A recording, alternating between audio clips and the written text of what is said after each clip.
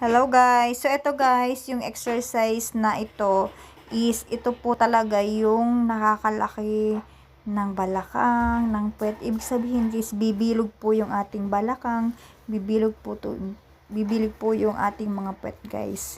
Ayan, sa mga payat dyan, tapos sa mga matataba naman dyan na oo nga may balakang pero wala naman tayong puwet, diba guys? So, meron po talagang ganun guys. So, ito po yung exercise is para po sa atin. Ito guys, syempre mas maganda po yung kita po tayo na bilog yung ating katawan. So, ito guys yung pang maintenance. Pwede po ito na kahit araw-araw ay pwede nyo siyang gawin.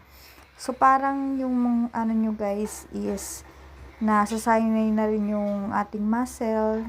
So, napakadali na itong gawin guys. So, sabayan nyo ako guys kasi nagsisimula ulit ako. Kasi tumigil po ako, bumalik siya sa dati guys. Diba? Ang pangit. So, ayan. Kailangan po natin talaga siyang i-maintain. Ayan, minsan nga guys, nagmamadali ako magganyan ma-exercise kasi 'di ba kulang tayo sa time. Pero kayang-kaya naman mga sis kasi nga sanay na yung ating legs na mag-squat ng ganito. So pwede dagdagan ng